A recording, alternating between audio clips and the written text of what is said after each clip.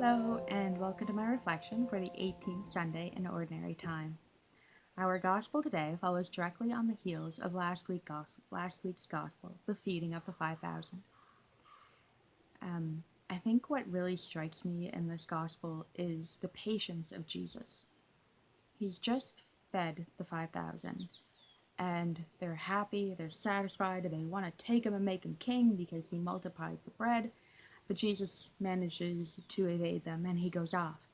The crowd eventually catches up to him and asks him, basically, where are you going? Why are you leaving? We want you to stay. And Jesus basically tells them, he's like, you want me to stay for the wrong reasons.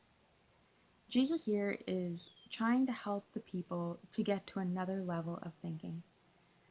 They're thinking purely physical, of just their physical needs, and they're not thinking more spiritual and more eternal.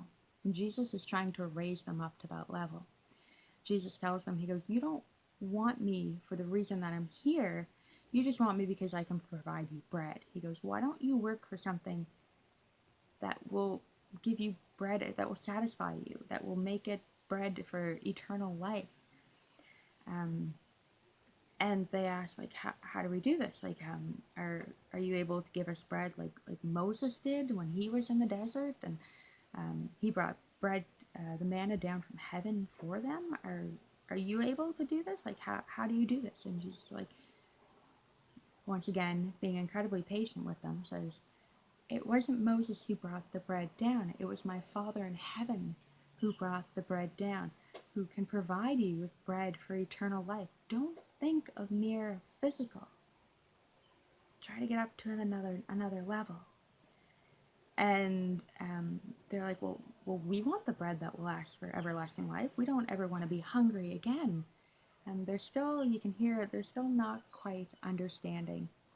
So Jesus, once again, being patient with them, but more direct, says, I am the bread of life. Whoever comes to me will never be hungry, and whoever believes in me will never be thirsty.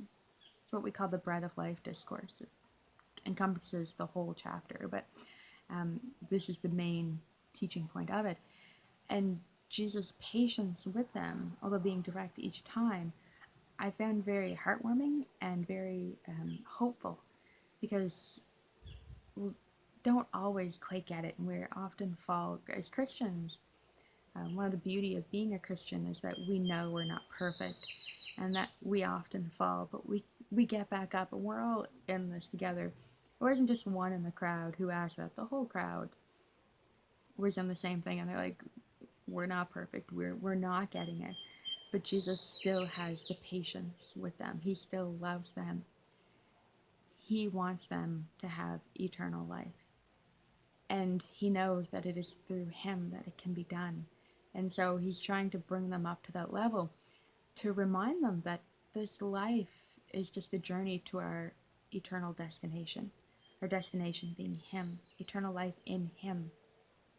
And so he doesn't want us to just focus on the journey. He wants us to focus on the destination. Not just the physical, but the spiritual. The bread, the material bread, will only satisfy for the journey. It won't get us to eternal life. And he wants us to be happy for eternal life.